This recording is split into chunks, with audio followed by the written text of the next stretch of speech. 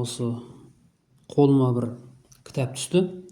Сол кітапты көріп, жаңағыдай жағамды ұстап отырмын. Адамзат баласының қанша ақымақ екенін, надан екенін, жақсылық пен жамандықты айыра алмайтынын, Алланың нығметіне берген денсаулығына шүкір қылмайтынын, сондай бір Құранда айтылғандай ең аз шүкір қылатын, былайша айтқанда неблагодарный жаратылыс екеніне тағы да өзім көзім жетіп отыр. Бәріміз енді пендеміз, адам баласымыз, ішімізде нәпсіміз бар, сондықтан бәріміз бірдейміз. Сондықтан біз Алланың нығметін Құранда айтқандай санасаңдар санап санына жете алмайсыңдар деген сияқты Алланың нығметін түсінбейтін бір пенде екенімізді енді тағы да бір түсініп отырмын. Осы кітапта апатқа апарар 3 індет деген кітап екен. Темекі, арақ, есірткі туралы. Нұрбек Қайырмұхаммед деген бауырымыз жазған екен. Алла ол кісіге разы болсын, іліміне ілім қоссын. Иншалла ол кісінің осы кітаптарынан көп адамдар ілім алып, сауабы сол кісіге, сол кісінің ата-анасына жазылуға нәсіп етсін деп дұға жасаймыз. Енді қазір неге мен бұны айтып отырмын? Өйткені қазір ешкім кітап оқымайды. Арабтарда сөз бар. Әл-китабу уйаун мамлуун илман деген. Кітап дегеніміз ішіне ілім толтырған шелек дейді. Осы ілім толтырған шелектің бетін ашпайтын адамдар болдық қазір. Сондықтан енді кітап оқымаған адам ешқашан ғалым болмайды.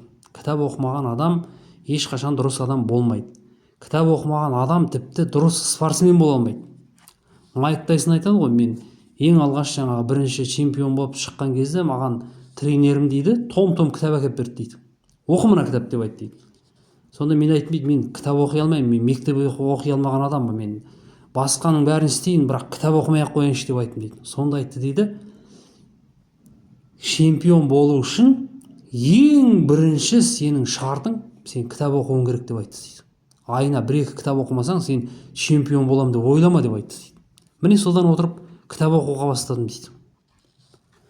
Енді қазір кітаптың бетін ашпаймыз, бәріміз соткада отырамыз. Қазір бірдеңе керек болса соткаға жаза қоямыз, темекінің зияны, арақтың зияны деп, басқа бір дүние керек болса бәрін интернеттен қараймыз. Қазіргі біздің ақылшымыз Құран емес, пайғамбар емес, ата-бабаларымыз емес, не болып кетті? Алиса болып кетті интернеттегі. Немесе YouTube болып кетті. Сол себептен осы кейінгі жас балалар телефон шығып отырғанда осы темекінің бір зиянын, арақтың зиянын бір шамалы тыңдап, оқып, мынандай нәрсе екен ғой деп жаңағыдай өздеріне бір кішкене бір тоқтау жасап, денсаулықтарын, имандарын сақтап қала ма деп соны үміттеніп, қазір жаңағы интернетті ашып қарасам, жаңағы аудио кітап деген толып тұр екен интернетте. Аудио, видео кітап дегендер толып кетіпті. Неге? Өйткені кісілер кітап оқымағаннан кейін, кісілердің бәрі телефонда отырғаннан кейін, керек нәрсені интернеттен алатын болғаннан кейін, соған жаңағы адамдарды ілімге шақырудың бір жолы ретінде пайдаланған екен. Сондықтан мен осы кітапты осы өзіміздің ауылдың жамағаттарына, ауылдың жамағаттың жаңағы жас өсіп келе жатқан жас буынға бір қажеті бола ма деп, Алла ризалық үшін бос уақыттарымда бір 10-15 минуттен күніге оқып қояйын деп бастап жатырмын. Иә, мазалап жатқаныма кешіріңіздер. Алла барлықтарымызға хидаят тауфиқ берсін. Енді бұл кітаптың басында құрастырып дайындаған Нұрбек Қайырмұхаммедұлы дейді. Алматы Көкжиек баспасы 2011 жыл дейді. Қазір 2025 жыл. Одан бері енді статистика тағы да өзгерді ғой енді. Қазір енді осы 2011 жылғы статистика бойынша оқимыз бұл кітапты. Кітаптың басында бұл еңбекте бүгінгі күні қоғамдық кеселге айналып отырған арақ, темекі, есірткінің тигізген зардаптары мен адам өміріне қаншалықты қауіптілігі сөз етіледі. Мақсат ендігі жерде жас ұрпақтың бұлармен улануына жол бермеу.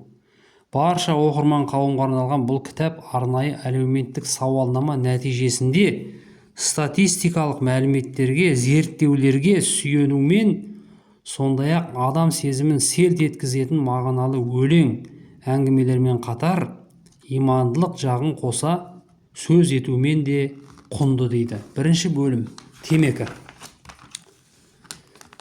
Темекінің құрамындағы улы заттар. Біріншісі пропилен гликол. Темекі өнеркәсібі оны темекі құрғақ болмас үшін қолданамыз деп айтады дейді. Бұл енді неше түрлі супер клей жаңағы соларға қосатын улы зат. Одан кейін толуол. Толуол дегеніміз аса улы зат. Ол бояғанда сырдың қалыңдығын азайту үшін бояуларға жиі қосылады. Ал жаңа машинаның краскасы бар, ағаштың краскасы бар, неше түрлі краскалар бар ғой. Соларға қосылатын улы зат. Одан кейін бензоапирен. Сіз оны көмір шайыры мен темекі түтінінде табасыз. Ол ісік ауруының дамуына әкелетін өте күшті химикаттардың бірі болып табылады. Яғни рак ауруын туғызатын бірден бір өте күшті зат. Мысалы, адам көмірдің иістесе уланып өліп қалады, міне осы улы заттар соның себебі көмірдің ішінде болады. Одан кейін фенол. Фенол дегеніміз бұл жаңа зертханаларды тазалау кезінде дезинфекциялық зат ретінде қолданылатын химиялық улы зат. Яғни бүкіл жыбыр еткен нәрсенің, жаны бар нәрсенің бәрін өлтіріп жіберетін улы зат. Тараканы бар, басқасы бар, жаңағы зертханаларға келетін тышқаны бар деген сияқты, микробы бар деген сияқты нәрсенің бәрін қырғып жіберетін зат. Одан кейін күшәла. Күшәланы орысша мышьяк дейді екен, мышьяк. Осы қатерлі удың әсерінен сіздің еріндеріңіз күйіп, аузыңыздан жағымсыз иіс келетін болады дейді. Күшәланың несінен, кеселінен. Одан кейін бутан. Бутан дегеніміз жаңғыш зат. Түрлі жаңғыш заттардың басты компоненті. Яғни бұл бутан қосқан любой затқа от тиіп кетсе ол лап етіп жанады. Мысалы, темекіні тартқан кезде темекі не істейді? Бықсып өшіп қалмайды ғой. Сразу ары қарай тез жанып кете береді. Сол үшін қосылады да. Одан кейін ацетон. Ацетон дегеніміз тырнақ бояуын өшіретін химикаттардың негізгі құрамасы болып келеді. Бұнымен ол тырнақ бояуынан басқа да үлкен заттарды, жаңағыдай краскаларды, сырларды, бояуларды өшіреді, білесіздер ғой енді. Оның ішіндегі жаңағы ацетон деген химиялық заттың күштілігі сондай, соның бәрін өшіріп жібереді ерітіп. Одан кейін кадмий.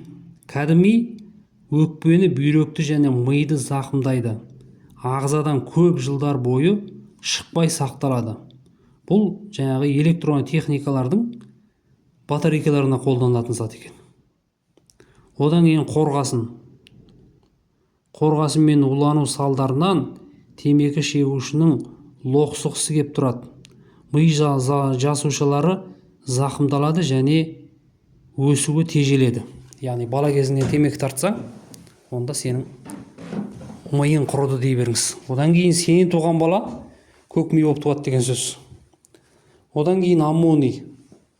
Аммонийдің темекінің сіңуіне көмектесетін, соның әсерінен темекіге қатты құнығу пайда болады. Яғни адамның бойында бұл жаңағы наркотик сияқты адамды өзіне тартып құнықтыратын бір тәуелділік тудыратын зат. Одан кейін формальдегид. Формальдегид дегеніміз ол ісікті дамытып, өкпені, теріні және ас қорыту жүйесін зақымдайды. Сонымен қатар қайтыс болған адамдардың денелерін сақтау үшін жасалатын бальзамдауда қолданылатын химиялық улы зат болып табылады. Ал жай мына кісіге бальзамировать етіп кетеді ғой қайтқан кісіні. Ертеңінде барып сол қайтқан кісіні жуайын десең, анау көзіңді ашытып, көзіңді жаңағыдай аша алмай қаласың. Көзің жасаурайды. Өте улы зат. Одан кейін бензин. Оны кез келген жанар жағармай орындарынан құйып алуға болады. Ал темекі тартқыңыз келсе, мына химикаттарды қолданбай, бензинді алып, бір қасық ішіп алып отыра беріңіз, бәрі у ғой. Енді кітаптың басында темекі шегу өзін өзі өлтіру дейді. Арақ ішіп темекі шеккен денсаулығының түбіне жеткен деген екен. Темекінің құрамында никотин деген және де никотинмен қатар 4000-ға жуық улы зат бар. Тағы да оқиын. Темекінің құрамында никотин және сонымен қатар 4000-ға жуық улы зат бар. Не деген сұмдық? Темекінің құрамында никотин және 4000-ға жуық улы зат бар. Темекі өсімдігінің майдаланған, құрғатылған және қолдануға дайын күйдегі жапырағынан жасалатын өнімді темекі дейміз. Тұқымы өте майда болғандықтан алдымен көшеті өсіріліп, сосын егістік жерге отырғызылады. Темекінің жапырағында танин, желім, шайыр, крахмал және алкалоидтар бар өсімдік. Темекінің ішінде ең көп мөлшерде никотин алкалоиды бар. Никотин сульфат тұздары ауыл шаруашылығында құрт құмырсқаны өлтіру үшін қолданылады. Ал темекінің түтіні ағзаға зиянды және улы заттардың жиынтығынан тұрады. Бұлардың ішінде ең қауіптісі никотин, синил қышқылы, көмір қышқылы, сірке қышқылы, азот, эфир майы және өкпе рагына ұшырататын әр түрлі радиоактивті элементтер. Мысалы, бензопирен, полоний, висмут тағы басқалар. Енді бұлардың не нәрсе екенін интернеттен қарап аламыз. Никотин сиаминге парапар у. Бұл сиамин деген өте мықты у бұл. Никотин улы зат болғандықтан медицинада дәрі ретінде қолданылмайды.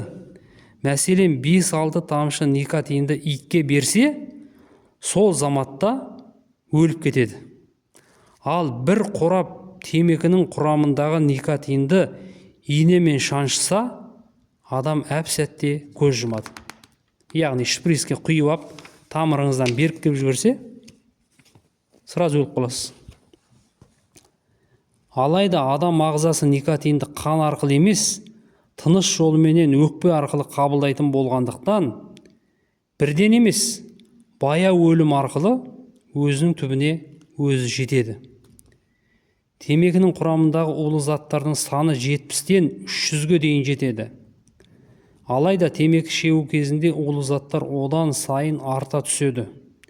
Өйткені темекі тұтатылған кезде температура 600-ден 900 градусқа дейін көтеріледі де, жаңа улы заттар мен өнімдер түзеледі. Осылайша, темекінің құрамындағы улы заттардың саны 4000-ға дейін көбейеді. Никотин темекі түтінімен ауызға, одан әрі тыныс жолдар мен өкпеге, одан адамның қанына сіңіп, қан арқылы адам ағзасының түкпір-түкпірін улайды. Сілекей арқылы жұтынғанда никотин өңешке, асқазанға өтеді. Сөйтіп ауыздағы, еріндегі, тілдегі, таңдайдағы өте сезімтал жүйке талшықтарын зақымдайды. Никотин қан арқылы миға жетеді. Әуелі оның жүйке клеткаларын, нейрондарды қоздырады. Сосын оларды улай бастайды. Никотин түтін арқылы тыныс жолдарымен өтетіндіктен, темекі түтіні оның ішкі қабыршықтарын ыстайды, ісіндіріп қабындырады. Қан түйіршіктеріндегі оттегіні адам ағзасына таратушы тамырларға ауыр зардабын тигізіп, қан айналымы қиындағаннан ми, жүрек, басқа органдар қорексіз қалады. Көк түтіннің салдарынан адамның бүкіл қан тамырлары жиырылып, қан алмасуы өте қиындайды. Жүрекке үлкен ауыртпалық түсетіндіктен, жүрек талмасына алып келеді. Миға баратын қан мөлшері азайып, ол өз күшінде жұмыс істей алмайды. Барлық ағзаларға оттегі жетіспегендіктен, бас ауырып, жүрек сыздап, аяқ қол қақсайды. Темекі шегетін аналар тапқан баланың қан түйіршіктерінің гемоглобині өте кем болады. Екінші тақырып. Әрбір 13 секундта бір адам темекінің құрбаны болады деген сұмдық. Әлемде темекінің зияндылығын дәлелдейтін 50 мыңнан астам кітап басылып шыққан. Жыл сайын дүние жүзінде темекі шегудің салдарынан 4 миллион адам қайтыс болады екен. Мұны жыл бойына күн сайын 25 авиалайнер апатқа ұшырап, сол себепті түгел ажал құшқан жолаушылардың санымен салыстыруға болады.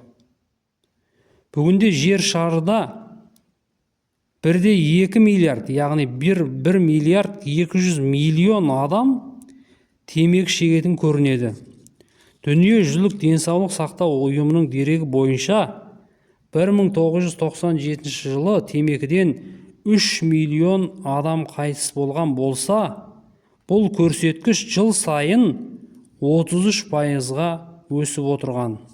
Дүниежүзілік денсаулық сақтау ұйымының есебіне жүгінсек, егер жағдай өзгермесе, онда таяу жылдарда темекі 500 миллиард адамның түбіне жетуі әбден мүмкін. Бұл қолайсыз мәлімдеме үрейлендіріп үркіту үшін емес, нақты факті негізінде жасалып отыр. Егер жарнамалық тұрғыда насихат жасауға тыйым салынбаса, ғасыр соңына дейін жер бетінде 1 миллиард пенде темекінің құрбанына айналады. Ал шылым шегушілердің 95%-ы өкпенің қатерлі ісігіне ұшырайды. Дүниежүзілік денсаулық сақтау ұйымының мәліметіне сүйенсек, жер шарыдағы 2 миллиард жас өспірімнің санасы никотинмен уланған екен. Америкалық бір ғалымның темекінің адамзатқа қауіптілігін атом бомбасымен салыстырғаны бар. Төмендегі статистикалық мәліметтерге қарап шықсаңыз, бұл сөздің негізсіз еместігіне көз жеткізесіз. Қатерлі ісік, яғни рак ауруларынан қаза болған әр 100 адамның 90-ы шылым шегетіндер екен. Темекі түтіні автомобиль түтінімен салыстырғанда 4 есе улы болады екен. Егер адам 15 жасында шылым шегуді бастаса, оның өмір ұзақтығы 15 жылға қысқарады. Медицина қызметкерлерінің болжамы бойынша көп кешікпей темекі бүкіл жер бетінің 10% тұрғындарын о дүниеге аттандырады. Түтінді әр жұтқан сайын адам өмірі қысқара түсетіндігі ғылымда дәлелденген. Дүние жүзі ғалымдары бір ауыздан қорытындыға келген. Өкпе рагы ауруының 90%-ы шылым шегушілердің үлесіне тиесілі. Егер шылым шегушілер күніне 20 тал темекі шексе, олардың өкпе рагы ауруына шалдығу қаупі өзгелерге қарағанда 15 есе артады. Тек бір тал темекі шеккен адам ағзасына никотиннің зардабымен бүйрек үстіндегі бездерден бөлінетін ардонин және норадреналин деп аталатын гормондардың жұмысы бұзылады. Туберкулезбен ауырған ересек 100 адамның 95-і ұзақ уақыт темекі тартқандар. Еркектер және әйелдер арасындағы жыныстық тәбетсіздіктің басты себептерінің бірі никотин. Темекі түтініндегі ең көп заттар шайыр, смола, көмір тотығы, канцерогендік заттар және иондалған қорғасын. Әлемде әр 13 секундта бір адам, әр 65 секундта 5 адам темекінің кесірінен көз жұмады. ақш-та темекі саласынан, темекінің салдарынан өлген адамдардың саны 4 соғыста, яғни бірінші, екінші дүниежүзілік соғыста, Корея мен Вьетнамның соғысында өлген американдықтардың санынан асып түседі. Спортта өнер көрсетіп жүрген адамның шылым шегуді бастаса, оның көрсеткіштері 40%-ға күрт төмендейді. Егер 100-120 миллиграмм никотинді адамның тамырына жіберсе, адам сол сәтте о дүниелік болады. 40-50 жасқа дейінгі еркектердің арасында жүрек ауруынан қайтыс болғандардың 80%-на темекі себеп болған. Аяқ тамырларының тығындалуының, яғни варикоздың 90%-ы темекінің салдарынан болады. Дүниежүзілік денсаулық сақтау ұйымының мәліметінше, Колумбтың Америка құрлығын ашқаннан бергі осы уақытқа дейін шылым шегуден ең кемі 1 миллиардтан астам адам көз жұмған. Темекінің салдарынан өмірмен қоштасқан адамдардың саны есірткі салдарынан өмірмен қоштасқан жандардың санына қарағанда 13 есе көп. Темекі тартпайтындарға қарағанда тартатын адамдардың арасында кенеттен өліп кету 10 есе көп. Күніге бір қорап темекі тартатын адамдардың денесінде 20 жылда 7 килограмм күйе мен қарамай жиналады. Дүние жүзінде болған өрттің 70%-на темекі тұқылының өшусіз қалуы себеп болған екен.